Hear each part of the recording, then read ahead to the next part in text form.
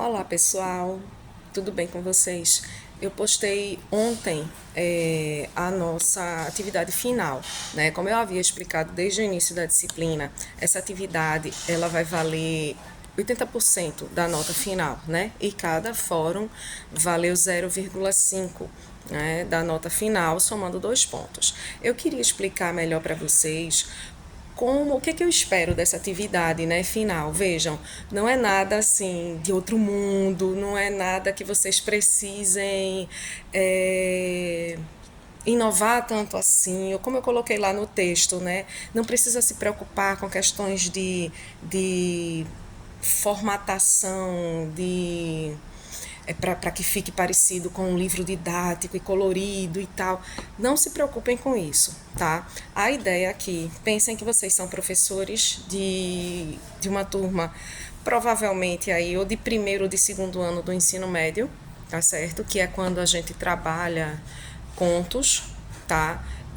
E aí eu peço que vocês montem uma atividade sobre o conto Solar dos Príncipes, de Marcelino Freire. Eu coloquei como anexo o livro, né? O livro inteiro, mas aí vocês trabalham somente com esse conto, tá certo? E a ideia é que vocês possam elaborar questões que envolvam o eixo de leitura e o eixo de análise linguística, tá bom? Então, tudo que a gente estudou com relação à teoria de gênero, né? O que é gênero? O reconhecimento do conto enquanto gênero. Que características linguísticas existem ali naquele texto, né? Que fazem com que, né, linguísticas e também de disposição no papel, no livro em que se encontra, né, que fazem com que a gente olhe para aquele texto e entenda e classifique, né? Perceba, não é uma classificação, mas é uma percepção psicossocial, né? Uma compreensão, como diz Beiserman, de que aquilo é um conto, tá? Então, vocês podem fazer questionamentos nessa linha e devem, não só podem como devem, né?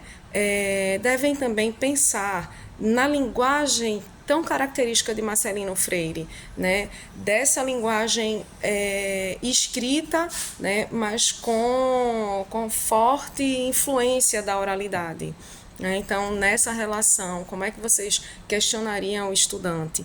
Né? Em Solar dos Príncipes, vocês vão perceber que a gente tem ali um questionamento com relação às pessoas que vêm de comunidade, né? As pessoas afrodescendentes, e há uma inversão de valores, né? Então é quando essas pessoas descem do morro, descem das comunidades, das favelas e vão para esses grandes condomínios de luxo porque eles querem fazer um documentário. Então, quantas vezes isso não foi feito, sendo que, né, o inverso, pessoas que saem jornalistas e gente querendo fazer documentário, isso, aquilo, outro, sobem o morro e são super bem recebidos, né? E quando acontece o inverso, o que é que acontece? Há uma boa recepção, né? Então, assim, é também um material para que se pense sobre essas relações de poder, né? Se pense sobre ideologia. E que tipo de pergunta vocês podem fazer para os estudantes para que eles percebam isso, tá? Bom, eu acho que assim, no geral, né, não se preocupem, é como uma ficha de aula, é uma ficha de atividade que vocês vão fazer com os seus alunos em sala de aula, tá? E aí a avaliação vai ser conduzida de acordo com a qualidade dos questionamentos que vocês fazem ali, né, e das expectativas de resposta, né? Se vocês conseguem relacionar bem os conceitos-chave que nós estudamos em análise de discurso crítica e em gêneros, né, na noção de gênero, se vocês conseguem relacionar bem isso a própria análise da linguagem daquele conto, né? Então, como é que aquela linguagem se consolida ali?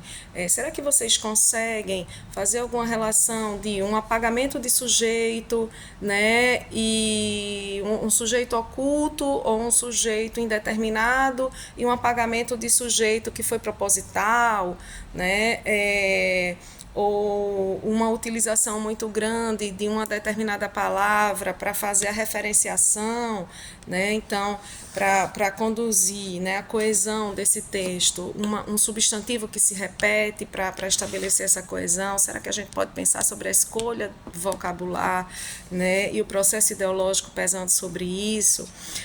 Será que a gente pode pensar sobre o processo de adjetivação de alguns personagens ou o processo de circunstâncias adverbiais, né? Circunstâncias adverbiais de tempo, de espaço, de modo, né? Organizando aquele discurso ali, que a gente possa refletir a partir das características das características gramaticais ou linguístico-discursivas, né? Que a gente possa partir dali pensar sobre relações de poder, pensar sobre o processo de legitimação de um estado de coisas que nessa sociedade está estruturado e que não se move muito, que não tem muita mobilidade, né? Então, eu acho que o intuito dessa atividade é realmente perceber se vocês conseguem pegar o que a gente viu na teoria e aplicar, né, às salas de aulas de vocês, tá bom? Eu fico à disposição para quaisquer dúvidas.